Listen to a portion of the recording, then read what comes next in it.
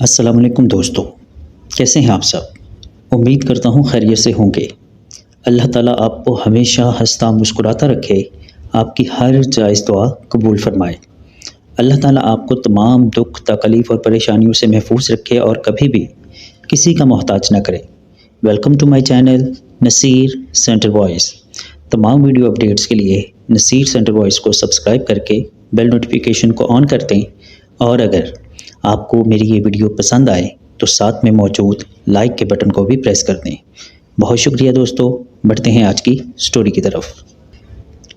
Stop पर बस रुकी तो दो नौजवान बस से नीचे उतरे और एक तरफ खड़े तांगे की तरफ बढ़ने लगे। तांगे का कोचवान एक बूढ़ा शख्स था। चाचा, अहमदपुर चलोगे? इनमें से एक नौजवान ने पूछा। नहीं पुत्र, आखिरी फेरा है और फेरा मैं अपने गांव का ही लगाऊंगा। कोचवान ने नफ़ी में सर हिला दिया। कौन सा गांव है तुम्हारा चाचा? दूसरे नौजवान ने पूछा। कमालपुर। कोचवान ने अपने गांव का नाम बताया। वो तो हमारे गांव से काफ़ी पीछे है चाचा, इस मर्तबा पहला नौजवान बोला, जो शक्ल से काफ़ी समझदार लगता था। हाँ पुत्र, दूर तो है, मगर इस वक्त तुम दोनों को तांगा मिलना नहीं है। मैंने आज दूर का फेरा लगाया था। वापसी पर इस स्टॉप के करीब पहुंचा तो बस को रुकता देखकर मैं रुक गया कि शायद पिंड का कोई बंदा मिल जाए तो इसे भी साथ लेता जाऊं। ये बात तो तुम्हारी ठीक है चाचा, आज इस कमबख्त शकील की वजह से फैक्ट्री में देर हो गई, वरना इस वक्त तो हम घर पर होते। पहला नौजवान दूसरे पर भड़कते हुए बोला। चल आमिर, अब इस बात को छोड़ भी दे यार। पूरी बस के सफ़र में तूने मेरी थोड़ी बेइज्जती की है, जो बाकी कसर अब पूरी कर रहा है। बताया तो है कि अपनी महबूबा के लिए पाजेब लेने गया था, इसी वजह से देर हो गई। दूसरा, जिसका नाम शकील था, इसने कहा। देख लिया अपनी माशूक की पाजेबों का नतीजा। अब गांव कैसे जाएंगे? अगर पैदल निकले तो तकरीबन 2.5 घंटे लग जाएंगे, और पैदल जाने वालों के किस्से तो तू सुनता ही रहता है कि आए दिन कोई ना कोई इन्हें लूट लेता है।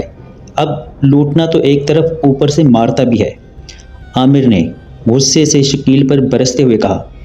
अगर हम कमालपुर तक चाचा के साथ चले जाएं तो हमारा काफ़ी सफ़र कम हो जाएगा। हो सकता है शायद कमालपुर में हमें कोई तांगा मिल जाए, जैसे यहाँ मिला है। हालांकि इस वक्त यहाँ तांगा मिलना मुश्किल था। और तांगा क्यों मिला है, इसकी वजाहत तो चाचा ने कर दी है, शकील ने कहा। वहाँ क्या तेरा ताया तांगा लेकर खड़ा होगा? आमिर का पारा फूल चढ़ा हुआ था। शायद मिल भी जाए, बूढ़े को जवान ने शकील का साथ देते हुए कहा। चाचा, इत्तफाक बार बार नहीं होते। मैंने तो फैक्ट्री में ही सो जाना था, पर कल छुट्टी है इसलिए मैं घर जा रहा हूँ, और महबी से भी तो मिलना है। आमिर ने आखिरी बात ज़रा धीमे लहजे में कही। जैसे तुम दोनों की मर्ज़ी, मैंने तो कमालपुर तक ही जाना है। अगर तुम दोनों ने जाना है तो चलो, वरना मैं तो चला। बूढ़े कोचवान ने अपना आखिरी फैसला सुनाया, साथ ही इसने घोड़े की लगाम भी थाम ली। चलो चाचा, तुम्हारे साथ ही चलते हैं। तुम्हारे जाने के बाद तो हम तांगे से भी महरूम हो जाएंगे। आखिरकार आमिर ने हथियार डालते हुए कहा। साथ ही वो तांगे पर चढ़कर पिछली सीट पर बैठ गया। शकील भला कहाँ पीछे रहने वाला था, वो भी तेज़ी से तांगे पर सवार हो गया तो कोचवान ने घोड़े को इशारा किया तो घोड़ा आगे बढ़ने लगा। थोड़ी देर चलने के बाद कोचवान ने तांगे को रोक दिया तो आमिर और शकील ने अपना अपना किराया कोचवान को दिया और तांगे से नीचे उतराए। कमालपुर स्टॉप पर इन्हें कोई भी तांगा नजर न आया। अब क्या करें? आमिर परेशान कुन लहजे में बोला। कोचवान जा चुका था, कल छुट्टी है, पैदल चलते हैं, कल दोपहर तक सोते रहना, शकील ने मशवरा दिया। अभी शकील ने इतना कहा ही था कि सामने से एक शख्स इनकी तरफ दौड़ता हुआ आया। इस आदमी की हालत काफ़ी बदहवास लग रही थी। वो इन दोनों के करीब आकर रुक गया। आमिर और शकील ने देखा कि इस आदमी के कपड़े जगह जगह से फटे हुए थे और गाल पर खून की लकीरें थीं, जो यकीनन सर के फटने की वजह से थी। इस आदमी का चेहरा काफ़ी सताया हुआ था। वो भाई साहब, आगे मत जाना, वो आदमी हकलाते हुए बोला। वो काफ़ी घबराया हुआ था। अरे भाई, क्या हुआ है और ये तुम्हारी हालत किसने की है? वो पीछे दो बंदे। वो आदमी अपना सर पकड़कर सड़क पर बैठ गया। आमिर और शकील ने एक दूसरे की तरफ देखा, फिर वो दोनों भी इसके करीब बैठ गए। मैं कमालपुर का रहने वाला हूँ। यहाँ चक 62 में अपनी बीवी को इसके माँ बाप के घर छोड़ने आया था। वापसी पर देर हो गई, तांगा ना मिलने की वजह से मैं पैदल ही चल पड़ा। यहाँ पास ही तो है कमालपुर। मैं इस तरफ आ रहा था कि अचानक झाड़ियों से दो आदमी निकले। इन्होंने मुझे मारना पीटना शुरू कर दिया, मेरे कपड़े फाड़ डाले और सारे पैसे छीन लिए। तुम दोनों इधर ना जाना, वरना तुम दोनों को भी वो मारेंगे। इनके पास पिस्तौल भी है। इतना कहकर वो आदमी उठा और साथ ही वो कमालपुर जाने वाले रास्ते की तरफ तेज़ तेज़ कदमों से बढ़ गया। अब आमिर और शकील एक दूसरे का मुंह तकने लगे। अब क्या करें? शकील ने घबराई हुई आवाज़ में माथे पर आए पसीने को साफ करते हुए कहा, तू ही बता। मैंने तो तुझे पहले ही कहा था कि पैदल खतरा है, लेकिन तू नहीं माना। ऊपर से हमारे पास पैसे भी हैं। आमिर भी परेशान कुन लहजे में बोला, ऐसा करते हैं कि रात इसी हवेली में ठहरते हैं। शकील ने आमिर से सामने कुछ दूरी पर एक खंडरनुमा हवेली की तरफ इशारा करते हुए कहा। अब आमिर ने इस हवेली की तरफ देखा जो चांद की रोशनी में बड़ी पुरअसरार नज़र आ रही थी। पर इस हवेली के बारे में तो बड़ी अजीब बातें मशहूर हैं। तू इन बातों पर यकीन करता है? मैं तो इस बात पर भी यकीन नहीं करता था कि इस सड़क पर लोगों को लूटा जाता है, लेकिन आज यकीन हो गया। तो इसका मतलब तुझे नादीदा कुव्वतों पर यकीन आ गया? नहीं, ऐसी बात तो नहीं। खैर चल, आज इस हवेली में ठहरते हैं, लेकिन मुझे डर लग रहा है। शकील ने अपनी कैफियत बयान करते हुए कहा। तू भी बड़ा अजीब शख्स है यार। खुद ही कह रहा है कि इस हवेली में रात गुजारते हैं, और अब खुद ही कह रहा है कि मुझे डर लग रहा है। मैंने सवालिया अंदाज में कहा था, ये नहीं कहा था कि इस हवेली में ठहरेंगे। और अगर वो चोर इस हवेली में आ गए तो? शकील ने एक मरतबा फिर आमिर के सामने सवाल छोड़ा। नहीं, वो इस हवेली में नहीं आएंगे, क्योंकि इस हवेली का खौफ इर्द गिर्द के सारे गांव के लोगों पर छाया हुआ है। वैसे टाइम क्या हुआ है तेरी घड़ी में? 1 बजने में 15 मिनट बाकी हैं। शकील ने अंदाज़ों से बिल्कुल सही टाइम बताया। आमिर ने गहरी सांस खींची। चल फिर इस हवेली में ही चलते हैं, क्योंकि कमालपुर में तो हमारा कोई रिश्तेदार नहीं है, और आगे तो दूर दूर तक। आमिर ने बात अधूरी छोड़ दी। लेकिन इस हवेली के बारे में जो बातें मशहूर हैं वो काफ़ी हद तक सही भी हैं। चलो आज ये भी देख लेते हैं।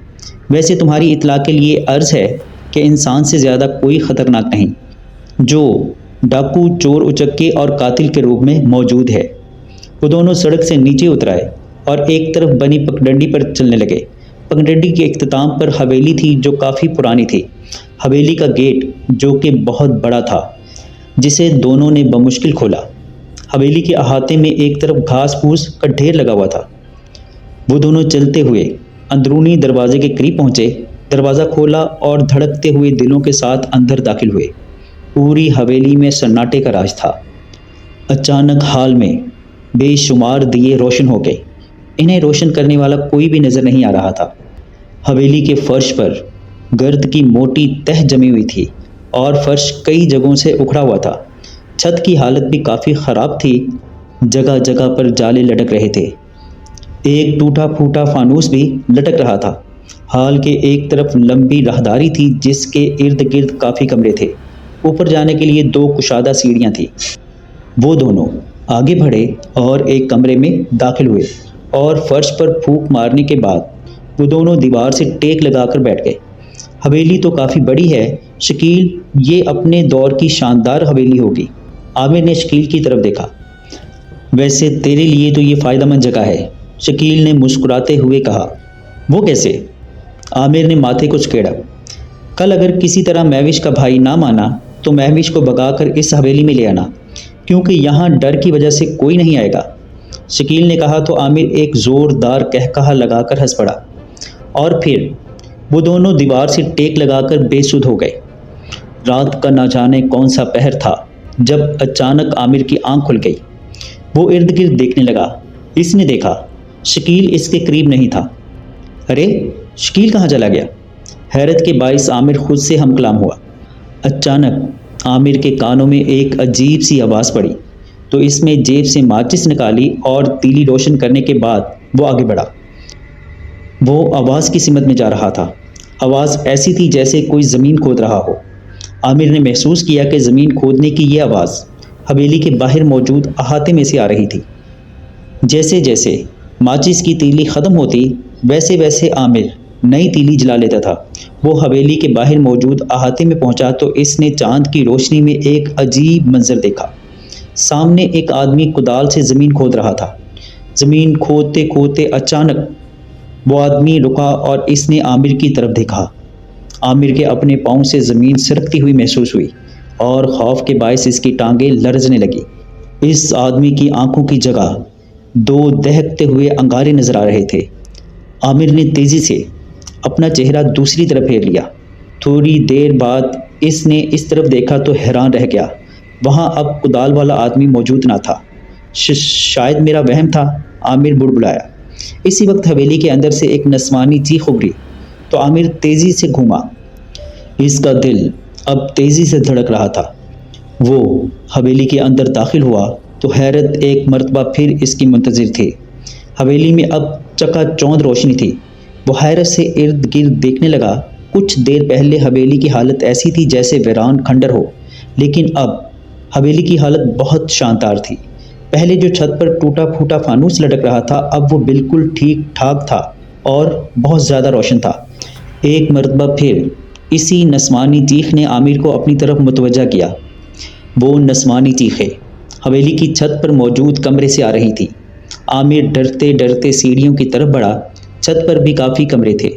एक मरतबा फिर वही नस्वानी चीख उभरी और आमिर इसकी तरफ बढ़ा जिस कमरे से नस्वानी चीख आ रही थी। वो इस कमरे में दाखिल हुआ तो वहाँ कुछ भी नहीं था। आमिर हैरानगी से इधर उधर देखने लगा। या अल्लाह, ये क्या चक्कर है? आमिर ने ऊपर की तरफ सर उठाते हुए कहा और कमरे से बाहर निकला तो इसे साथ वाले कमरे से बातें करने की आवाज़ें सुनाई दी। वो इस कमरे के दरवाजे के करीब हुआ। नहीं, मैं ऐसा नहीं कर सकती। आमिर को अंदर से एक खौफजदा औरत की आवाज़ सुनाई दी। अगर तुमने ऐसा नहीं किया तो मैं रुमेश। इस मर्तबा आमिर को गुस्से से भरी मर्दाना आवाज़ सुनाई दी। साथ ही वही नस्वानी चीख गूंजी जो आमिर कई दफ़ा सुन चुका था। आमिर तेज़ी से कमरे में दाखिल हुआ तो कमरे में कोई भी ना था। ओह मेरे खुदाया, ये क्या चक्कर है? आमिर परेशान कुन लहजे में अपना सर पकड़ते हुए बोला। वो चकरा सा गया था। अचानक आमिर के कान में नस्वानी खूबसूरत आवाज़ पड़ी तो आमिर ने चौंक कर देखा। तुम अभी तक तैयार नहीं हुए? वो खूबसूरत लड़की अपनी पेशानी पर हाथ मारते हुए बोली। साथ ही वो हैरान खड़े आमिर की तरफ बढ़ी। मैंने तुम्हारे भोजन का प्रबंध भी करना है और तुम हो के? वो लड़की बोलते हुए आमिर के करीब करीब आ गई और आमिर को पक्का यकीन हो गया था कि इस लड़की के इससे टकराने के इरादे थे। टकराने के डर से आमिर ने आंखें बंद कर ली, लेकिन हैरत अंगेज तौर पर वो लड़की आमिर के जिस्म से यूं गुजर गई जैसे इस लड़की का वजूद ही ना हो। आमिर ने आंखें खोली तो वो लड़की नजर न आई। छोड़ो मुझे, तुम्हारा तो रोज़ का यही काम है। अचानक आमिर को अपनी पुश्त पर इस लड़की की आवाज़ सुनाई दी तो आमिर तेज़ी से पुश्त की जानिब मुड़ा। इस पर हैरतों के पहाड़ टूट पड़े और इसे अपनी आंखों पर यकीन न आया, क्योंकि पीछे हूबहू इस जैसा नौजवान इस खूबसूरत लड़की को अपनी बाहों में थामे खड़ा था। मेरी सुंदर पत्नी, तैयार होने का तो एक बहाना है। मैं तो सिर्फ तुमसे छेड़छाड़ करने के लिए लेट तैयार होता हूँ ताकि तुम भोजन के लिए मुझे लेने आओ और मैं तुमसे प्रेम करूँ। इस लड़के ने अपना चेहरा लड़की के चेहरे के करीब करते हुए कहा। लड़की काफ़ी घबराई, लेकिन वो नौजवान अपनी पेशरफ्त में कामयाब रहा। अचानक किसी ने आमिर के कंधे पर हाथ रखा तो वो तेज़ी से घूमा तो पीछे कोई भी ना था। वो दोबारा पलटा तो इसने देखा इसका हमशक्ल नौजवान और वो खूबसूरत लड़की गायब थे। या फिर क्या माजरा था? ये मेरे साथ क्या हो रहा है? आमिर एक मर्तबा फिर परेशानी से बुड़बुड़ाया। इसी वक्त आमिर को बाहर किसी के कदमों की आवाज़ सुनाई दी। वो तेज़ी से इस कमरे से बाहर निकला तो इसने देखा एक लंबा तिरंगा नौजवान दूसरी तरफ बने सीढ़ियों की तरफ बढ़ रहा था। इसके हाथों पर एक शख्स था जिसकी गर्दन एक तरफ ढलकी हुई थी। ओए सुनो, कौन हो तुम? आमिर ने इस लंबे तिरंगे आदमी को आवाज़ दी, लेकिन इस लंबे तिरंगे आदमी ने आमिर की आवाज़ को सुनी अनसुनी करते हुए सीढ़ियाँ उतरने लगा। भाई साहब, मैं आपसे मुखातिब हूँ। आमिर ने इस आदमी को फिर आवाज़ दी। साथ ही वो भी सीढ़ियाँ उतरने लगा। सीढ़ियाँ उतरने के बाद वो आदमी हवेली के बैरूनी दरवाजे की तरफ बढ़ा। आमिर इसे आवाज़ें देता रहा, मगर इस आदमी ने आमिर की एक ना सुनी और हवेली से बाहर निकल गया। आमिर बाहर आया तो हवेली के अहाते में इसे वो लंबा तिरंगा नौजवान कहीं नजर न आया। आमिर परेशानी से इधर उधर देखने लगा। आमिर, अचानक आमिर के कानों में शकील की आवाज़ गूंजी, जो हवेली के अंदर से आ रही थी। आमिर हवेली के अंदर दाखिल हुआ तो इसे हैरत का शदीद झटका लगा। हवेली का माहौल अब की बार अजीब था। हवेली का हाल किसी बादशाह के दरबार से कम नहीं लग रहा था। ऊपर जाती दोनों सीढ़ियों के दरमियानी जगह पर एक खूबसूरत तख्त पर वही खूबसूरत लड़की शहजादी का लिबास पहने बैठी थी, जो छत वाले कमरे में आमिर के हमशक्ल की बाहों में थी। इस वक्त वो किसी परी से कम नहीं लग रही थी। तख्त से थोड़ी दूर कितार की शक्ल में 5-6 लड़कियां खड़ी थीं, जिनके हाथों में चांदी के थाल और थालों में गुलाब के फूल की पत्तियां थीं। आमिर हैरत के आलम में आगे बढ़ा तो वहां कितार में खड़ी लड़कियां इस पर फूल निछावर करने लगी। पधारिए राजकुमार रुमेश, शहजादी रेखा काफ़ी देर से आपका इंतज़ार कर रही हैं। कितार में खड़ी लड़कियां यक ज़बान होकर बोली। आमिर इन लड़कियों की तरफ हरासा नज़रों से देखता हुआ आगे बढ़ रहा था। कोई अनदेखी ताकत जो इसे आगे बढ़ने पर मजबूर कर रही थी। तख्त के करीब पहुंचने पर अनदेखी ताकत का एहसास ख़त्म हो गया और आमिर रुक गया। शायद इस अनदेखी ताकत का काम बस आमिर को तख्त तक पहुंचाना था। शहजादी रेखा तख्त से उठी और आमिर के करीब आ गई। मेरे राजकुमार, मेरे मन के चैन, मेरे बरसों की तपस्या, शहजादी रेखा ने अपना हाथ आगे बढ़ाते हुए कहा। आमिर ने मकनातीसी अंदाज में हाथ आगे बढ़ाया। इस अनदेखी ताकत का एहसास एक मरतबा फिर आमिर को होने लगा। फिर शहजादी ने आमिर का हाथ पकड़कर अपने करीब तख्त पर बिठा लिया। तुमने बहुत इंतज़ार करवाया राजकुमार। मैं कई सदियों से तुम्हारा इंतज़ार कर रही हूँ। याद है तुमने मुझे वचन दिया था। इतना कहकर शहजादी ने आमिर को गले से लगा लिया और आमिर को यूं महसूस हुआ जैसे इसने बर्फ़ के तोदे को गले से लगा लिया हो। कौन सा वचन? आमिर ने शहजादी को खुद से अलहदा करते हुए कहा। यही कि तुम मेरा साथ कभी नहीं छोड़ोगे, हर जन्म में मेरे जीवन साथी बनोगे। शहजादी रेखा ने बज़ाहिर याद करवाया। मुझे याद नहीं, आमिर ने अपने जहन पर जोर देते हुए कहा। तुम सब बातें भूल गए हो। तुम तो इस हवेली की तरफ देखते भी नहीं थे। मैं तुम्हें यहाँ से रोज़ाना रात और दिन के समय गुजरते हुए देखा करती थी, जब तुम तांगे में बैठकर यहाँ से गुजरते थे। तुम ही तो इस शानदार हवेली के मालिक हो। क्यों तुमने अपनी ज़िंदगी को इतना मुश्किल बनाया हुआ है? शहजादी रेखा ने दुखी लहजे में कहा। मैं और इस हवेली का मालिक? आमिर हैरान हुआ। मैं तो एक गरीब किसान का बेटा हूँ और ये मुश्किलात मेरा मुकद्दर हैं। नहीं मेरी जान, तुम अछूत नहीं हो, बल्कि एक राजकुमार हो। यह हवेली तुम्हारी है, मैं तुम्हारी हूँ। इस हवेली के ऐशो आराम तुम्हारे हैं। शहजादी रेखा अपनी ही रवानी में बोले जा रही थी। ये हवेली मेरी नहीं है शहजादी, और ना ही मैं तुम्हारा हूँ। मैं तो महवी से मोहब्बत करता हूँ। आमिर ने कहा। नहीं, शहजादी रेखा चिल्लाई। ये नहीं हो सकता। तुम सिर्फ मेरे हो, सिर्फ मेरे। मेरा और तुम्हारा ब्याह हो चुका है। हम दोनों इस ब्याह से काफ़ी खुश थे, परंतु हमारी खुशियों को किसी की नज़र लग गई। वो दश्त देशु हमारी खुशियों का दुश्मन बन गया। इसी ने हमारी ज़िंदगी नर्क बना दी।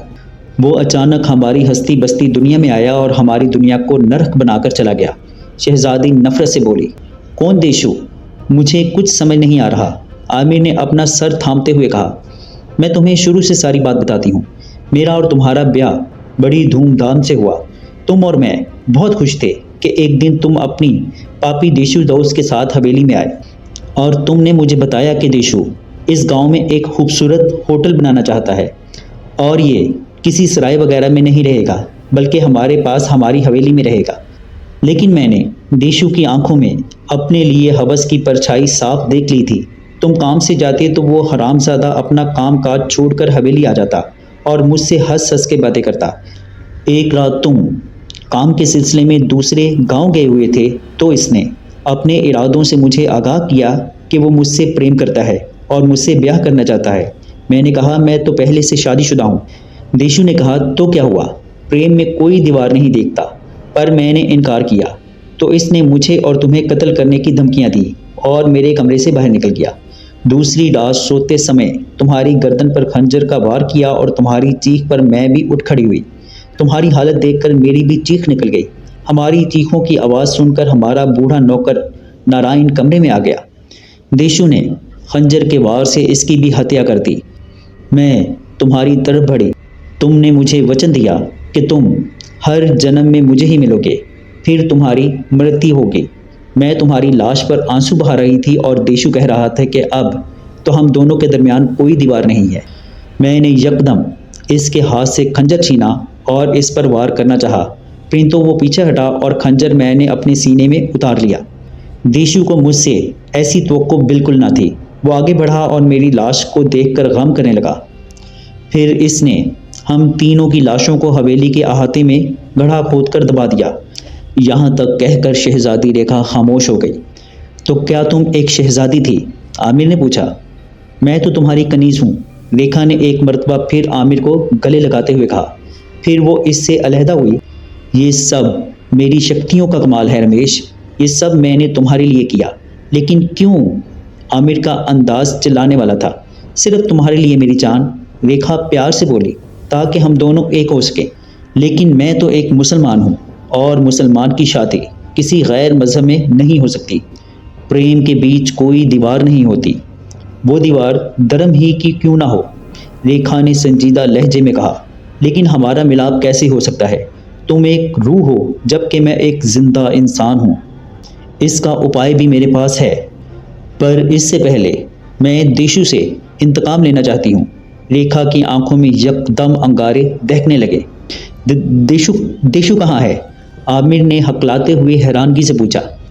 ये रहा। इतना कहकर रेखा ने हाथ फिजा में बुलंद किया तो आमिर ने एक हैरान कुन मंजर देखा। अचानक हवा में एक आदमी नमदार हुआ जो हवा में उल्टा लटका हुआ था। किस तरह से उल्टा लटका हुआ था वो नजर नहीं आ रहा था। आमिर ने इस उल्टे लटके आदमी का चेहरा देखा तो हैरान रह गया, क्योंकि वो आदमी कोई और नहीं बल्कि शकील था। यही है वो दश्त जिसने इस रात हम सब की हत्या की थी। रेखा नफरत से बोली। ये क्या कह रही हो तुम? ये तो मेरा दोस्त है शकील, आमिर ने परेशान कुन लहजे में कहा। नहीं, ये देशु ही है और इसी के कारण हमारी ये हालत हुई है कि मैं एक आत्मा बन गई और तुमने दोबारा जन्म लिया। ये हरामी इस जन्म में भी दश्त ही निकला जैसा पहले जन्म में था। इस जन्म में भी इसका जहन पापी है। रेखा शकील की तरफ नफरत से देखती हुई बोली। तुमने मुझसे वादा किया है कि तुम मुझे छोड़ दोगी। फिर शकील हकलाते हुए बोला। कैसा वादा? आमिर हैरान हुआ। मैंने तुमसे कहा था ना कि ये इस जन्म में भी पापी ही निकला। इसने मेरे साथ तुम्हारी जान का सौदा किया। रेखा ने अजीब बात कही। क्या मतलब? आमिर ने कहा। हाँ मेरे राजकुमार, पिछले जन्म में भी ये तुम्हारा दोस्त था और फिर हमारी ज़िंदगी नरक से भी बदतर बना दी, और इस जन्म में भी ये तुम्हारा दोस्त है और ऐसा ही वार इसने तुम पर इस जन्म में भी किया है। एक रात इसी तरह ये फैक्ट्री से लेट हो गया। इसने इस रात ओवर टाइम लगाया था ताकि ये अपनी प्रेमिका के लिए पाजेबें खरीद सके। तुम इस रात जल्दी घर चले गए, ये लेट हो गया। तांगा ना मिलने पर यह पैदल ही चल पड़ा। हवेली के पास से गुजरा तो इसने अपनी शक्तियों के कारण इसे अपनी हवेली की तरफ बुलाया। अपना पुराना इंतकाम लेना चाहा, परंतु फिर इसने कहा कि अगर ये तुम्हें हवेली में ले आए तो मैं इसे छोड़ दूंगी। ये फ़ौरन मान गया, लेकिन इसने ये शर्त रखी कि मैं तुम्हारी हत्या कर दूं। मैं मान गई। रेखा इतना कहकर रुकी। ये नहीं हो सकता। शायद आमिर को रेखा की बात पर यकीन नहीं आ रहा था। तुम्हें पता है ये तुम्हें मुझसे क्यों मरवाना चाहता है? इतना कहकर रेखा रुकी। क्यों? बेख्तियार आमिर के मुंह से निकला। वो बगैर किसी सहारे के हवा में लटके शकील की तरफ देख रहा था। क्योंकि मौजूदा जन्म में तुम जिस लड़की से प्रेम करते हो ये भी इसी का प्रेमी है। रेखा ने बज़ाहिर आमिर पर बम फेंका। ये पाजेबे भी इसी महविश के लिए खरीदने गया था। इसने जानबूझकर वहाँ देर की ताकि तुम दोनों लेट हो जाओ और गांव के लिए तुम दोनों को सवारी ना मिले और मजबूरन तुम्हें इस हवेली में आना पड़े। अब मैं इस देशु की हत्या कर दूंगी ताकि मैं इससे अपना इंतकाम ले सकूं। इतना कहकर रेखा ने अपना हाथ हवा में उल्टे लटके शकील की तरफ किया तो शकील के बदन से कमीज़ गायब हो गई। शकील ने चीखना चिल्लाना शुरू कर दिया। ठहरो ठहरो, आमिर ने बाआवाज़ बुलंद कहा। ठीक है, तुम जो कहोगी मैं वो करने के लिए तैयार हूँ, लेकिन पहले तुम्हें शकील को छोड़ना होगा। आमिर ने रेखा की तरफ देखते हुए कहा। रेखा हैरत से इसका मुंह तकने लगी। और यही हाल उल्टे लटके शकील का था। ये तुम क्या कह रहे हो? रेखा हैरानगी से बोली। हाँ बिल्कुल, तुम जो कहोगी मैं वो करूँगा, पर तुम्हें पहले मेरे दोस्त को छोड़ना पड़ेगा। आमिर ने शकील की तरफ देखते हुए कहा, अगर तुम मुझे पहले बता देते कि तुम महविश से मोहब्बत करते हो तो मैं कभी भी तुम दोनों के बीच ना आता, लेकिन अफसोस कि तुमने मुझसे कभी इस बात का तज़किरा नहीं किया, वो इसलिए कि तुम मुझे अपना दोस्त ही नहीं समझे। रेखा ने अब शकील को नीचे उतार दिया था। मुझे माफ़ कर दो मेरे दोस्त, तुम मुझसे इतनी मोहब्बत करते हो और मैं तुमसे क्या करने वाला था, मुझे माफ़ कर दो।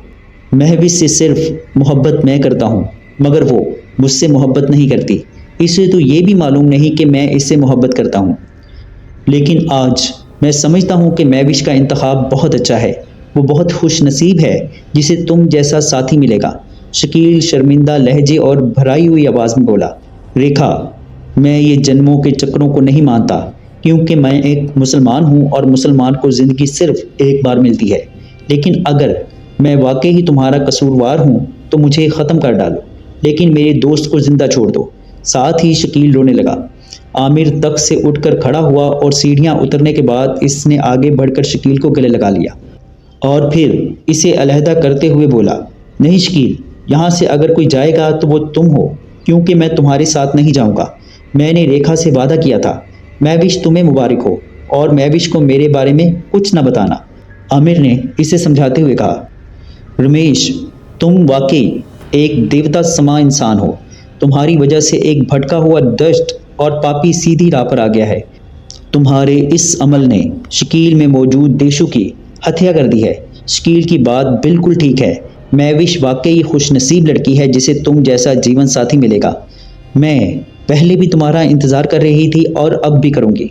हमारा मिलाप तुम्हारे मृत्यु के बाद होगा, लेकिन मैं इतनी खुदगर्ज नहीं हूँ कि अपने प्रेम के लिए तुम्हारी बलि लूँ। तुम्हें तुम्हारी महविश मुबारक हो। रेखा भी भराई हुई आवाज़ में बोली, लेकिन तुम? आमिर ने अभी इतना ही कहा था कि रेखा ने इसे टोका। मैं एक आत्मा हूँ। तुम्हारा और मेरा मिलाप तभी होगा जब तुम भी आत्मा के रूप में आओगे। मैंने पहले भी तुम्हारा इंतज़ार किया था और अब भी करूँगी, लेकिन मुझे खुशी है कि मैंने देशु को ख़त्म कर दिया, शरीर के तौर पर नहीं बल्कि ज़हनी तौर पर। अब मैं चलती हूँ, रेखा ने कहा और वहाँ से पलक झपकते ही गायब हो गई। अब हवेली की हालत पहले जैसी हो गई थी। ना कोई रोशनी, ना कोई तख्त, ना कनीसे। हवेली की हालत अब खस्ता हाल थी। एक बात और तुमसे कहूँ, शकील ने अपने आंसू साफ करते हुए कहा। कहो देशु, आमिर ने हंसते हुए कहा तो शकील भी बेख्तियार हंस पड़ा। महविश के भाई को मैंने ही तुम्हारे खिलाफ भड़काया था कि तुम्हारा शहर में किसी लड़की के साथ चक्कर चल रहा है, इसलिए वो तुम्हें गुस्से से घूरता था। शकील ने हैरान कुन बात बताई। यानी मेरी राह में तूने सिर्फ और सिर्फ कांटे ही कांटे बिछाए हैं, आमिर ने मसनूई गुस्से से कहा। लेकिन तेरी सच्ची दोस्ती ने इन कांटों को हमेशा हमेशा के लिए फूलों में बदल दिया है, शकील ने मुस्कुराते हुए कहा और आमिर भी मुस्कुरा दिया। ये तू भाभी को मेरी तरफ से दे देना, शकील ने वो पाजेबें आमिर को देते हुए कहा और आमिर ने मुस्कुराते हुए वो पाजेबें पकड़ ली। वो दोनों जब हवेली से बाहर निकले तो दिन का उजाला हर तरफ फैलना शुरू हो चुका था। जी दोस्तों, कैसी लगी आज की स्टोरी आपको? कमेंट बॉक्स में अपनी राय का इजहार ज़रूर कीजिएगा। अगर आप या आपके किसी जानने वाले के साथ कोई ऐसा खौफनाक या नाकाबिले फरामोश वाक़या पेश आया है और आप उसे हमारे साथ शेयर करना चाहते हैं तो नीचे डिस्क्रिप्शन में मौजूद मेरे व्हाट्सएप नंबर पर मुझसे शेयर कर सकते हैं।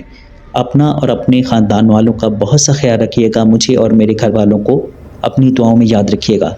अल्लाह ने चाहा तो मिलते हैं किसी और खौफनाक स्टोरी में। तब तक के लिए अल्लाह हाफिज़।